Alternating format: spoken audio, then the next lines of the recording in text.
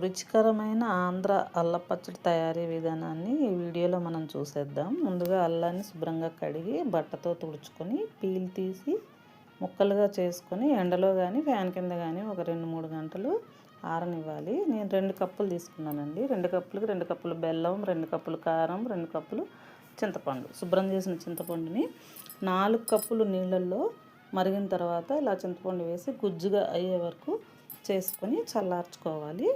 తర్వాత పక్కన పాన్లో ధనియాలు ఒక 2 స్పూన్లు, 1 స్పూను ఆవాలు, అలాగే ఒక హాఫ్ స్పూన్ మెంతులు వేసుకొని వేగనివ్వాలి. కొంచెం వేగిన తర్వాత చల్లార్చుకొని వాటిని గ్రైండ్ చేసుకోవాలి. అదే పాన్లో 1 టేబుల్ స్పూన్ ఆయిల్ వేసి అల్లం ముక్కలు కూడా వేయించి పెట్టుకోవాలి.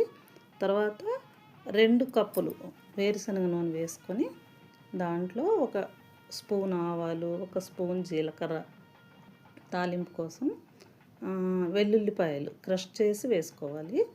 తర్వాత ఎండుమిర్చి, కరివేపాకు, అలాగే 1 స్పూన్ పసుపు, కొంచెం ఇంగువ, హాఫ్ స్పూన్ ఇంగువ వేసుకొని బాగా చల్లార్చుకోవాలి తాలింపు అంతా.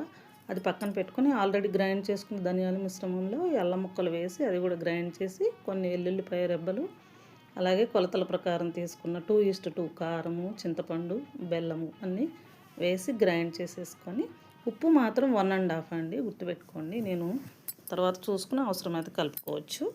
ఇప్పుడు ఈ చల్లార్చిన తాలింపు కూడా వేసేసుకుంటే చట్నీ తయారు. అల్లం పచ్చడి రెడీ. Thanks for watching.